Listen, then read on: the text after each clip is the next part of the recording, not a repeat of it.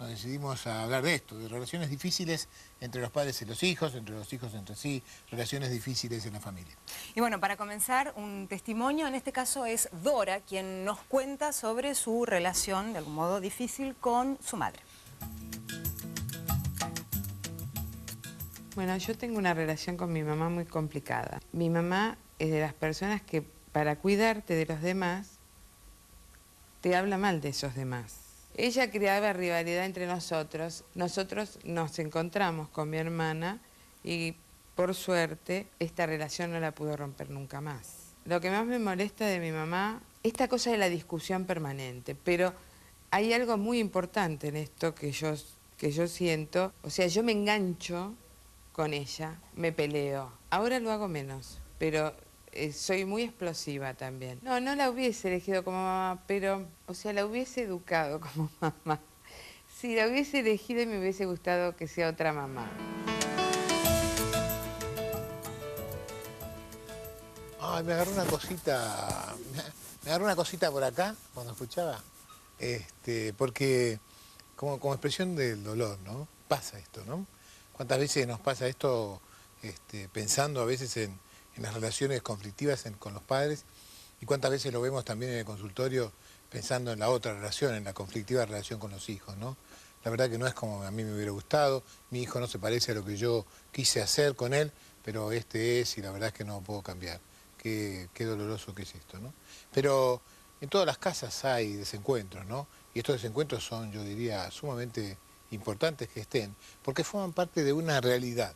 Y la realidad es que desde el mismo momento en que se arma una pareja, y nosotros lo hemos dicho muchas veces en el buscador, desde ese mismo momento se encuentran dos personas que son diferentes. Y esto que sucede desde la creación de la pareja, donde ella y yo somos otros y por lo tanto distintos y diferentes, también se transmite a la historia de cuando los hijos llegan. Nuestros hijos son otros, no son nosotros. Nuestros hijos son personas independientes de nosotros, tienen ideas, criterios, opiniones. Y si bien es cierto que esto tiene mucho que ver con lo que nosotros hemos sembrado en ellos, de todas formas, la cosecha que ellos han hecho de esto es diferente, ¿no? ¿Qué les parece a ustedes? ¿Qué pasa en esta relación tan complicada con los hijos, sí? Vi el testimonio y me tocó bastante fuerte. Tuve una relación bastante difícil con mi mamá. Llegué a la conclusión de que tal vez yo también tendría que haberle dado diferentes cosas a mi madre y habernos unido más. Es una relación entre dos, pero sí la elegiría otra vez para darnos la oportunidad de poder vivir juntas. El tema en todo caso es esta situación horrible de tener que darse cuenta después, ¿no? Quiero decir, me parece tan importante, yo digo, me parece muy importante poder empezar a usar este testimonio, y el tuyo, por ejemplo, para poder darnos cuenta en el mientras tanto, ¿no? Me parece a mí muy importante poder pesquisar esto en el momento que está pasando, ¿no? No como una historia de reparar nada más, sino también como un diagnóstico concreto de entender algo que es muy difícil para los hijos y que lo hemos dicho muchas veces aquí, que es darnos cuenta que nuestros padres, de una o de otra manera, hacen lo que pueden, ¿no? Lo que pueden, ¿no? Y lo que pueden no necesariamente es lo mejor para nosotros como hijos, ¿no? Con la señora. ¿Por qué a veces se forma como un hábito la discusión en el hogar? Es como que se cae un plato y ya es motivo para discutir, y en esa discusión se unen el marido, la esposa, los hijos. Y se va haciendo esa es una pregunta maravillosa que yo me gustaría plantearla desde el lugar justamente al revés, que es entender el hábito como una respuesta y no como una pregunta. A veces vivo peleándome y vivo planteando las cosas de la discusión, no porque el tema es para discutir, es porque estamos habituados tanto a esta discusión que ahora la discusión, la rivalidad, la pelea, lo que se llama verdaderamente el enfrentamiento entre los que viven ahí, es ya una manera de comunicarse. Y si uno pensara en sacar toda la comunicación, en sacar todo lo que significa enfrentarse, se quedaría sin nada. Porque la única manera en la cual se habla en la casa es peleándose. Se ha vuelto un hábito. Quiero decir, ¿por qué se vuelve un hábito? Porque a lo largo de discutir y discutir y discutir, empezamos a encontrar que es la única manera en la cual hablamos. Cuando no hay discusión, hay silencio. Así que el hábito empieza a ser casi una compensación de una cosa odiosa y terrible. Cuando en realidad la solución no es saber por qué llegamos al hábito, sino saber por qué la discusión está ahí para reemplazar el odioso silencio del desencuentro dentro de la pareja. Sí, claro, por favor. El problema es la comunicación con mi hijo adolescente, ¿no? Él tiene 16 años. A mí me hace sentir que yo soy para él la mamá pesada, hincha, que pregunta todo, qué sé yo. Por ahí busco varios modos, tranqui, bien, y me evita. Mira, la verdad que tu hijo no te hace sentir nada. Porque tu hijo no tiene ese poder. Porque nadie tiene el poder de hacerte sentir. En todo caso, cuando tu hijo dice estas cosas, vos te sentís una madre pesada, ¿no? Sí, serás una madre pesada. Miedosa. Miedosa. De las cosas que le pueden pasar por lo que... ¿Cómo se llama tu hijo? Ezequiel. Por si acaso estás viendo, Ezequiel, te voy a decir algo. Tu mamá es pesada porque es miedosa. No es miedosa porque es pesada porque es miedosa. Quizás, Ezequiel, si vos pudieras entender alguno de los miedos de tu vieja, ¿no? Quizás se pudieras darte cuenta que toda esta actitud que tiene, la tiene porque es miedosa. Quizás podrías también ayudarla a que resuelva a ella sus miedos y de paso librarte de tu pesada mamá para tener una mamá maravillosa que sin miedos puede crecer al lado tuyo en la misma medida en que te ayuda a crecer a vos. Esto será salirse del hábito de la discusión para establecer un tipo de comunicación diferente donde la pelea no sea necesaria. Hicimos una encuesta y estos son algunos de los resultados. Cuando preguntamos, ¿con quiénes discutís más en tu familia? El 53% dice discutir más con sus padres, el 27% con sus hermanos y el 20% con sus hijos. Por otra parte, el 39% asegura que discute y no llega a nada. Y el 64% asegura que el motivo fundamental que los lleva a discutir es que no piensan igual. Jorge, te escuchamos. Claro, y obviamente, digamos, se discute cuando uno no piensa igual que el otro. El gran tema es diferenciar algunas palabras que se parecen y que nos ponen en lugares complicados, ¿no? Entender que el otro es un otro implica aceptar que hay entre nosotros algo que nos separa, que son las diferencias entre vos y yo. Esto es una frontera, ¿eh? Hay una frontera. La frontera que es hasta donde llegan mis opiniones y mis ideas, la frontera que es hasta donde llegan las tuyas. La diferencia de criterios que dice el 60 y tanto % de la gente encuestada. Pero ¿qué hacemos con esta frontera, no? ¿Aceptamos que la frontera existe y abrimos puertas? ¿O nos enfrentamos? Esto es el gran tema. El tema es transformar esta manera que tenemos de enfrentarnos entre nosotros en la aceptación de que esta frontera forma parte de nuestra identidad. Y que esta identidad que nuestros hijos tienen, diferente de la nuestra, es lo mejor que nos podría pasar, pero sobre todo es lo mejor que les podría pasar a ellos. ¿Está claro? Sí. A ver, ¿tu nombre? Alejandra. Sí. Mi pregunta, doctor, es ¿cómo puede ser en una familia existen dos hijos y que tengan posturas o sentimientos totalmente opuestos? Seguramente sea porque nuestros hijos son diferentes de nosotros, pero además son diferentes entre sí. Y entonces, nuestros hijos tienen sus propias identidades, sus propias personalidades, sus propias maneras de ser en el mundo. Ya hemos dicho más de una vez que los padres no somos iguales con los hijos, no somos iguales con todos. A veces cuento, en el consultorio me pasa muchísimo, un papá y una mamá que vienen a verme en la consulta para decirme que no saben qué hacer porque los hijos compiten entre sí, no saben qué hacer porque los hijos pelean mucho, no saben qué hacer porque los hijos tienen una profunda rivalidad entre ellos y que ellos están muy ocupados de resolverlo porque no quieren que les pase lo mismo que le pasó a ellos con sus hermanos, que vivieron peleando y confrontando todo el tiempo y ahora ya no se hablan. Yo digo, desde un lugar donde los papás generan un aprendizaje de lo que le pasó con sus hermanos, no debe ser muy extraño pensar que, sin darme cuenta, estoy generando una cosa parecida o una cosa similar con ellos. Sí. Si es difícil a veces romper fronteras cuando se vive bajo un mismo techo, ¿cuán más difícil es cuando padre e hijo viven en casas distintas? Es que yo creo que decididamente la idea es justamente que yo puedo sugerir algunas cosas y que a medida que mis hijos van creciendo y van teniendo edad, ellos van despertando sus propios criterios y sus propias opiniones, que no siempre coinciden con los míos. Miren, para no interrumpirnos en irse de estas cosas, me parece que la poesía a veces dice mejor que nosotros algunas de las cosas que quisiéramos decir. Gaby, ¿podrías recordarnos lo que dice Khalil Gibran respecto de los hijos? Tus hijos no son tus hijos. Son hijos e hijas de la vida deseosa de sí misma. No vienen de ti, sino a través de ti. Y aunque estén contigo, no te pertenecen. Puedes darles tu amor, pero no tus pensamientos, pues ellos tienen sus propios pensamientos.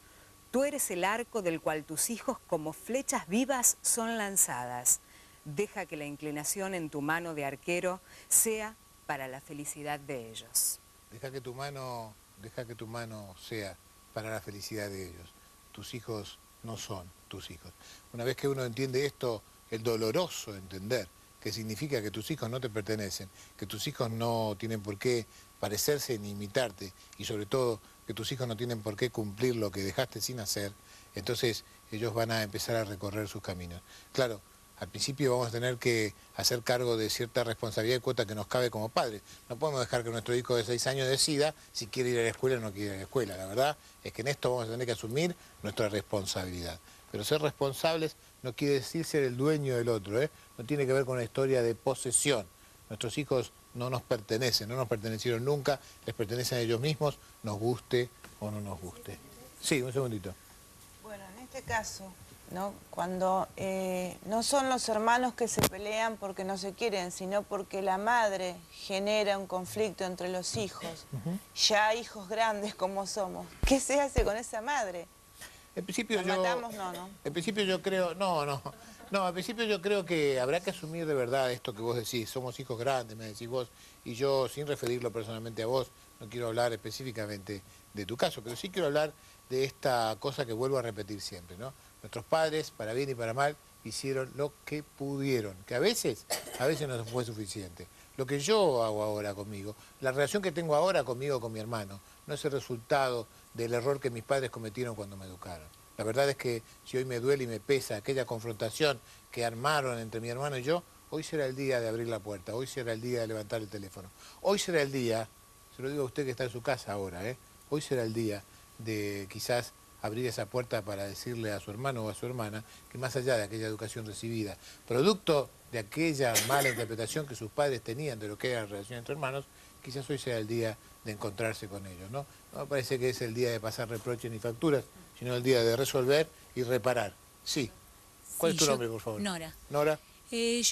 Las rivalidades existen, ¿verdad? Y somos víctimas todas las personas de la familia, no solamente los que intervienen.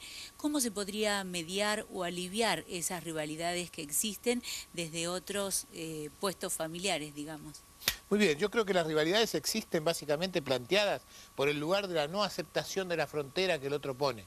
Existen porque no soy capaz de aceptar que el otro es diferente, que el otro piensa otras cosas, que el otro no está dispuesto a aceptar lo que yo digo o lo que yo creo. Creo que allí está la historia, dejar de confrontar, dejar de enfrentarnos en realidad, aceptar las diferencias que hay entre nosotros y anteponer con esto una sola palabra. Mire, si yo quisiera hablarle a usted del antídoto de las rivalidades, tengo que decirle que básicamente se compone de dos cosas, amor y respeto. Y si usted quiere mi opinión, no exactamente en ese orden, respeto y amor. Y esto puede ser dicho desde muchos lugares, pero sobre todo puede ser dicho con esto que yo creo que es la gran llave. La llave es la suma de lo que hoy es la pauta educativa, firmeza y afecto. Entender que mi hijo puede tener puntos de vista sobre las cosas.